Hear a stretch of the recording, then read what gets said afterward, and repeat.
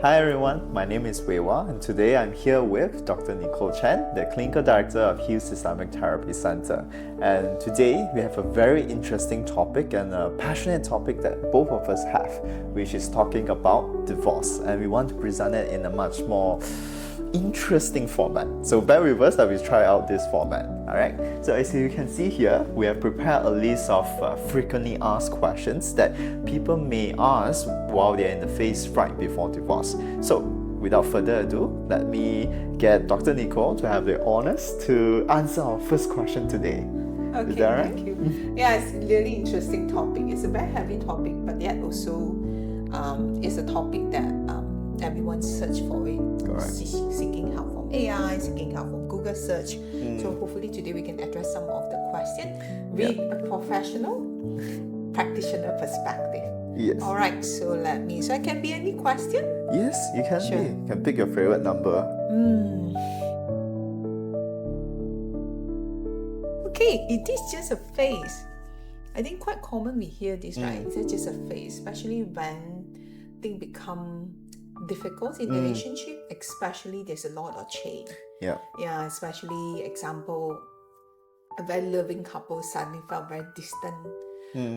That can be quite scary, and then this phase can be very vulnerable for the couple. All right. So if answering whether it's just a phase, it's tricky question because sometimes we do not know whether how serious is the case it is or the issue that they face. Example, it can be just a phase maybe after there is a child came, a baby coming in. So there's a phase of adjustment. As such, there's a lot of difficulty. Yeah, so I can understand that you consider a phase that a couple able to navigating it together to figure out how to solve the problem. So the phase will pass one they're able to navigating it well. But there's also a case where this phase somehow have been prolonged for too long, and that can be quite tricky. Yeah, so as such that when you prolong too long, there's a lot of assumption that causes a lot of scary or fears and disappointment, so such that the thinking about divorce become much more amplified. Yeah, so that will be my thought. How about you, Wei Wah, about this? I think I do resonate with that. Unfortunately, right, I think life happens, and like you said, child may come, maybe changes in career, maybe death as well in the families, and all of this can cause a lot of disruptions in between the couples in the marriage, right? And because of these disruptions, right, if there's not enough communication, if there's like breakdown in communication, I think then this phase can be prolonged and then eventually may lead to them feeling like they're not supporting each other and feel like they're not there for each other, and maybe one day then they'll reach at this point where they have to consider divorce because they're both not happy already in the relationship.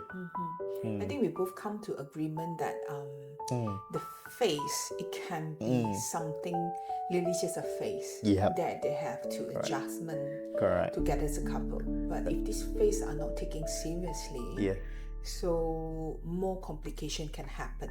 So I would say that when you start to ask this question in a relationship with your partner, I think first you needed to really check, is that something that you both can navigating without support?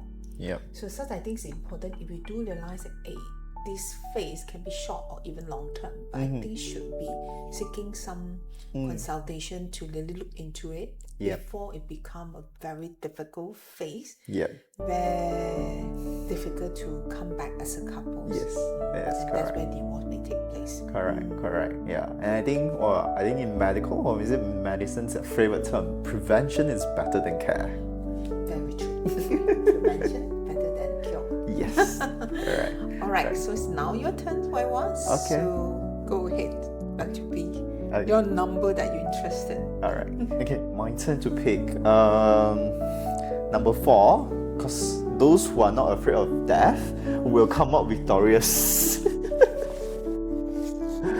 Okay. What should I do if I feel like I'm losing feelings in my marriage?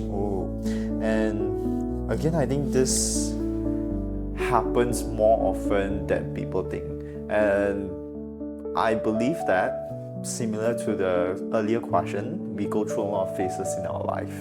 And sometimes during these phases, we may not have the necessary capacity to care for someone as much, to love someone as much, and it's a reality of life. And if this is something that happens, right, I truly believe that it's fair that you talk about this with your partner. Not just keep them in the dark, because imagine them just sitting there, they don't know they have lost your love, they don't know they have lost your care, and they may just be, wondering what's happening. Is it their fault? Is it something that they have done? So I believe here it's a part where communication is very, very important. And of course, if you yourself are not sure about what to do, or you yourself are not sure about your own feeling at this moment, you can seek a professional help as well, because it's not just about repairing a broken relationship. It's not about trying to fix your communication styles all the time, but professional help can also help you to explore yourself a bit more, discover yourself a bit more. This has something to do with past relationship, family history, or things like that. And that's why I believe that it's not something very rare, but if it happens, then yes, I think you should talk about it. Yeah. More about your thoughts, Dr. Nicole. Yeah, definitely it's a very heavy question, be honest. Sounds simple, right? But it's a very heavy question. It can't be a lot down to the meaning behind this question. Because a love relationship is always bounded and bonding with love feelings, right? So when someone starts to feel losing this feeling of marriage, it can be quite scary. So do we are still as a couple in a relationship? So such that I find it's a very heavy question. I do agree with what Wei Wah mentioned. So many things happen in life. So sometimes the feeling is not so much, it's not there, but the capacity of feeling you have to kind of like able to expanding to all the things going on in your life. Example, you started your career, or you have a baby coming in, or you have a few kids to look after, or kids that go to primary school or secondary school. All these you're expanding, the capacity that you have to navigating a relationship. And unfortunately, sometimes when the body being pushed to a state where it's just overwhelming, so sometimes it's more negative emotion rather than feeling love in important relationship. So I do agree with one, but sometimes certain aspect definitely is always important to talk to your partner. Addressing it before too late, because when you have a lot of difficult emotions, our major concern will be when it's not being attended to this difficult emotion. So it can manifest it to a more potential, what we call underlying, potential more difficult situation. Example, depression, anxiety. We will not want you to go all the way to that state. But what I'm trying to say is like, have an open discussion, talk about it. If you do find very difficult to talk to each other because you both are feeling overwhelming, always start with someone that you trusted. It can be a close friend, can be a family member, can be a very neutral party to talk it out. If really you don't have someone like that, you're always here as a professional to be able to help you to navigating this difficult moment. So what I'm trying to say that do not so much conclude that no feeling or losing feeling of the marriage. I think it was a lot of overwhelming emotion that bring in a lot of negative emotion. Somehow it overshadows the love and care that you both have in a relationship. And that's my thought. Yeah, very well articulation. As a man, I just facts on it. This is articulation of emotion. I guess that's the beauty of man and woman, different perspective and come to a much more holistic, complex, and complete perspective. That's right. Great. Okay. Shall we explore the next question? Sure. I am very interested at number 5 because it looks very, very long. Okay. So you have an honor to look into it. Okay. I will take the honor to peel it off, but you take the honor to answer first. Very clever. Thank you. Sure, I'll try my best. Should I talk to my partner or give them space? This is also a tricky one, because we just now talk a lot about talk to your partner, addressing things. But you may have a partner who just not wanted to talk. So whenever you try to talk to them, can you talk tomorrow? Maybe can you talk next week? Can you schedule my appointment for this meeting? And I said, but this reality nowadays couple, the time they have is so limited. Everyone's so busy working. It's quite common we hear most of the time nowadays the generation of young people no longer taking up one job. Sometimes they do 2, 3 jobs.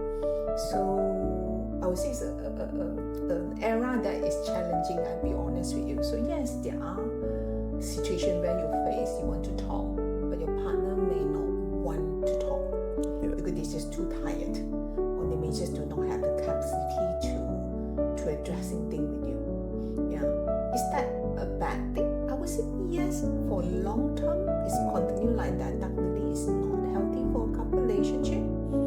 Yeah, but what I would like to say here is also important to remember when your partner wanted to have space before can come to talk to you, it's not necessarily a bad thing. Because sometimes when your partner are having so much difficulty to regulating whatever difficulty in their life that they are managing it. So if they're going to talk to you while they're not ready, I'll be honest with you, it maybe end up have this negative effect come back because it just becomes spill over a lot of negative emotion rather than it kind of addressing the difficulty that you have in this relationship, but you end up maybe have to navigating all complexity that going on in each other's life. So I would say important to have this understanding when they ask space is not necessarily that dead end of relationship. I think that's something I find is very important to understand. But I think couples have to make that commitment. All right. Even though you need space to kind of like regulating whatever that's going on or navigating difficulty in your life, but always keep that promise that come back as a couple and addressing it. Because I think that is something that like a commitment you have made when you decided to marry and be with and committed into this relationship. Because you do not want to make that commitment, and I will feel sad for the partner who have decided to make that commitment in this relationship with you, right? So the such that commitment is an ongoing thing that the partner had to make. Yes, you may not have the space and capacity now, but does not mean you do not have soon. So I think it's important for you to able to arrange, coordinating, and making sure that the space always for your partner, your spouse. Always remember, at the end of the day, your life journey, who will be with you until the end is your partner. Your job more likely follow you for 30 years. After that, it will be your partner. So if you do as much as you can to sustain this relationship well with your partner, you're going to face another 30, 50, 60 years. And then the very difficult stages of life that, I think it's important to remember that your relationship with your partner is still a very important aspect for you to care about it, make that commitment. Yeah, that's my talk. A bit long-winded. Pass it back to you. Okay, I'll add to your long-windedness by adding to your point about the commitment. I think that's very important, yes. I think all of us have our own ways to regulate our emotions. Yes, sometimes you need a bit more time to yourself, cool down. Maybe sometimes you need to do some golfing, maybe you need to go cook. All of these are good coping regulations for your emotions, but make that commitment to come back. And when you do commit to come back, right, do try as hard as you can to provide a safe space for both of you to talk. When I talk about this safe space, right, it's not about, taking everything that they say as an attack or taking everything as an offense to you or taking it personally, but it's also more like taking into a perspective, listening to their emotions from their perspective. It doesn't mean that your own emotions is not valid when you're listening to them or when you are validating their emotions. So it's very important that when both of you decide to talk, create a safe space for both of you. I'm also aware sometimes when you wanted to have that conversation, but it can be quite scary to have that conversation because your partner may spill over all the emotion, that the hurt, the sadness, the disappointment. But the problem is a lot of people start to see that as a threat. So when you start to see it as a threat, you go to the defending yourself, but you're not there holding space for your partner. So this is why what I say it's not just about committed to time to talk about it, but it's also holding a safe space. And why it's so important, because without safety in the relationship, it's difficult to talk about things. Even though it's very difficult conversations to talk about it. But that is what relationship is about, right? No matter how things going on in life, you know you have each other as a safe space. And this safe space, you need continued effort from the partner, from both of them, to able to navigating it well, to able to continue putting effort to strengthening the safety.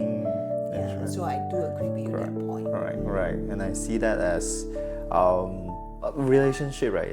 I see that in a world of so much of danger, so much of people that's trying to hurt each other. Relationship is some place that you can go back to, where you can be as vulnerable as you want, and yet not get hurt. I think that's the beauty of being in a relationship. All right, so now it's my turn. Yes. Okay, let's see. So this is quite a long question as well. Yeah. Check it out. Ooh, wow.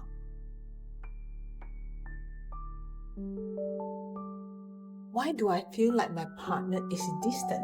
I think we did cover a bit about this aspect. Sometimes it's very scary to feel or sense that your partner is become more distant.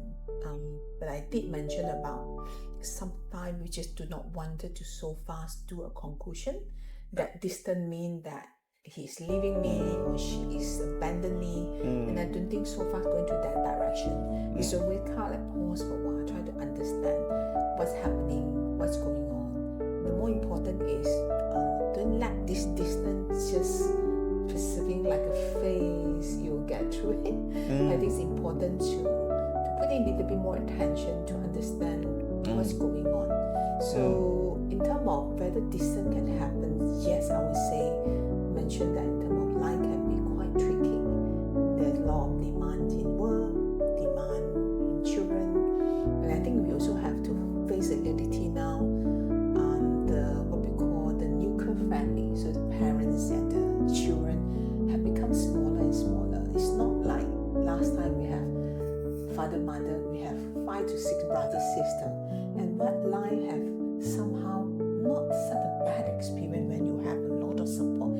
Even your parents are not available, you have brother, sister, sometimes you have even grandparents. But we have to accept now the children and the young couple don't have that now.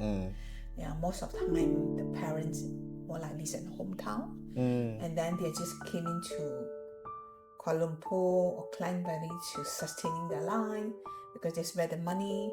At the same time, they're also being pushed to navigating life with so much demand and looking after their young family. So I cannot deny all these things can be really, really difficult for young couple when we have very little support. So I say that such that it can potentially facilitate the distance. And also not saying that it's common happens in men, but I do observe that a lot of time this you will experience a lot in your partner, especially your husband. Yeah, so that is my observation. Might wrong, but it doesn't mean that we don't have female clients that do not have that distance. I do have female clients that are very much using the distance way in coping. But kind of curious to ask your perspective as a male. So what distance mean from a male perspective? Guilty as charged.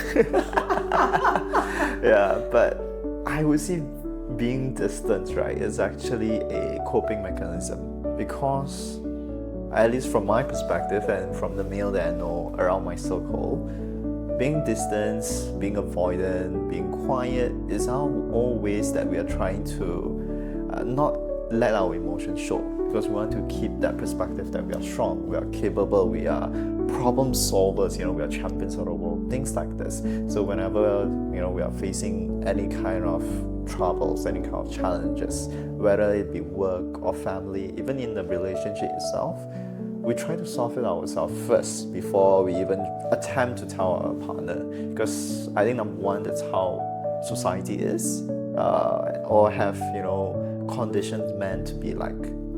But on the other hand, also acknowledge that the other side, the one that's feeling the distance from the partner, definitely would feel that that fear. Why is my partner suddenly so distant? Usually he is very caring, right? Usually he will ask, where am I going? Where am I right now? Things like that. But then suddenly just silence. It can be a very scary thing. But just coming from a male perspective is that you can reach out and ask if there's anything wrong, but if they're not ready to share, it's better not to probe yet.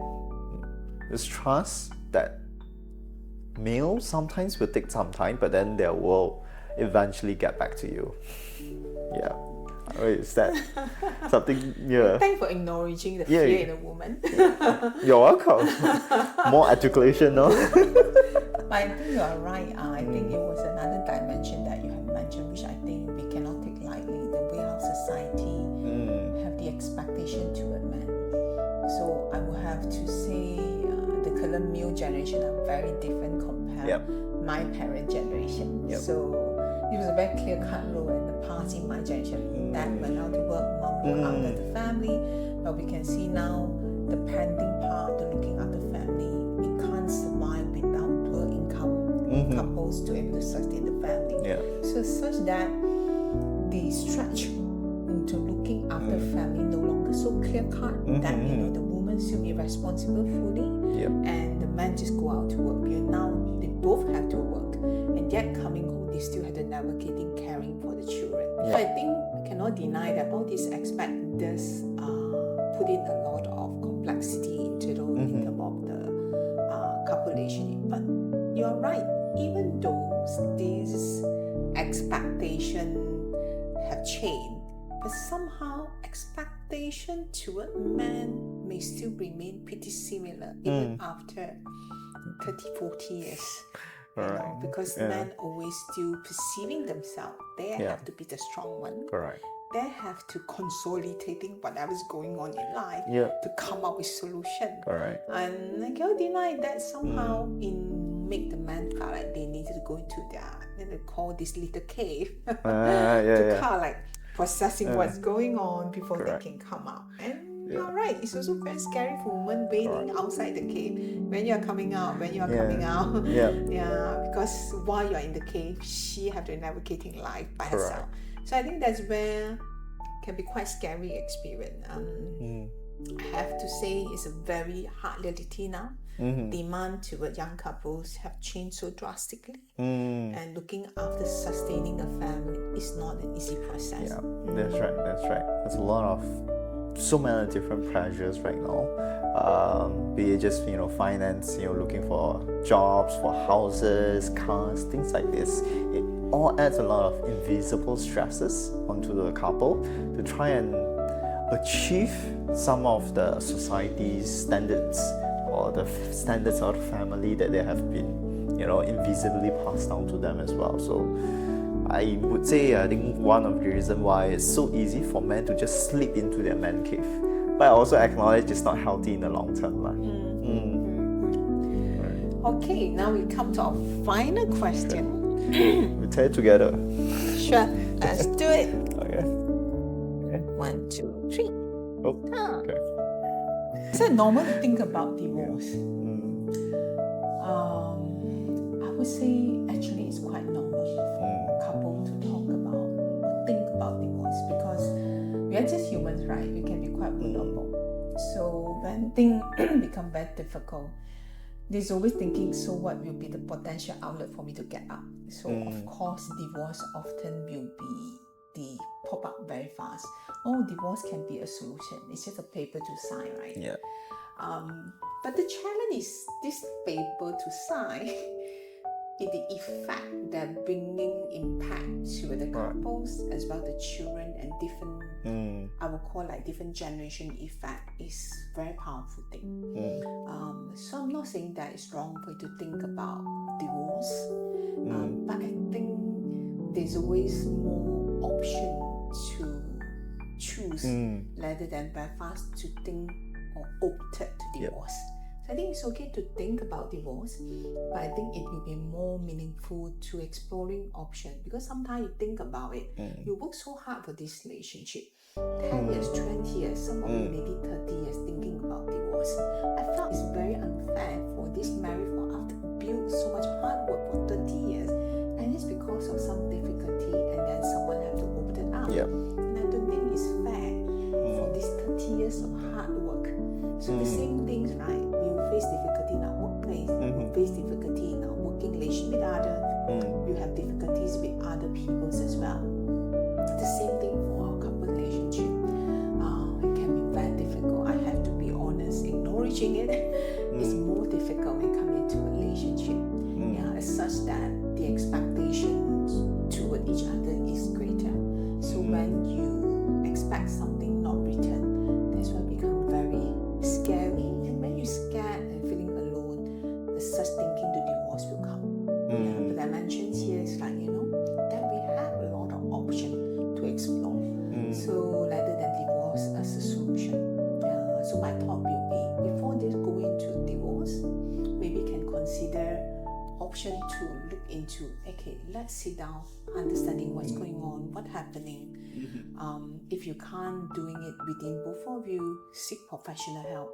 Accept the professional help to navigating these difficulties that you are facing. Yeah.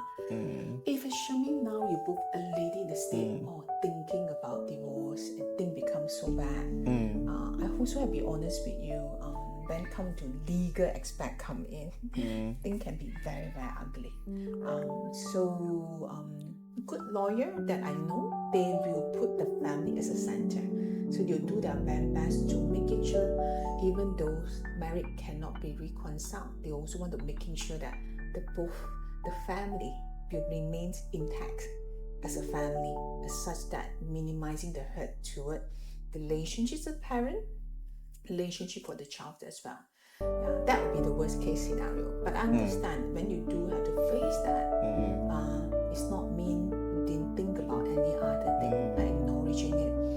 But I would say if you really have to go to that, do seek consultation with lawyers who are very family centered. Yeah, because they will do their best to navigating the divorce process, a much better process. Yeah, that's my thought. What do you think? I think it's quite normal because even before divorce, right, while still dating or still in a relationship, I believe even thinking about breaking up, it already crossed some of the audience thoughts already, and I believe it's sort of like a human nature that whenever you perceive some hurt, even you perceive some danger, or you perceive like there's something that gonna hurt you in the future, it's only natural for you to want to run away, right? But that's the thing, is that because of a lot of society expectation, because of maybe our own history, some of this perception of hurt may be a bit distorted, and that's why I want us to jump to divorce so fast as the quick solution. Yeah, so I do, agree with Dr. Nicole saying that yes, you need to find a professional help, a lawyer or a marriage counselor to help with all these kind of issues that's occurring in the marriage. But it's not to say that we are pro-marriage. It's not to say that we are pro-divorce or things like that. At the end of the day, I think we do believe that everyone deserves to be happy. Either you are as an individual or as a couple. Yeah. Definitely, it's a very heavy topic. Yeah. But it's also a topic that very close to our heart. I felt like rather than you all depend on AI or Google to search for an answer, I'm hoping to this sharing help you to hear from perspective of the professional therapist to able to help you to have a little bit different dimension to understanding this topic. Thank you so much. Be with us and listening to this discussion. Hopefully it's helpful for you. See you in our next topic. Correct. And part 2. Bye-bye.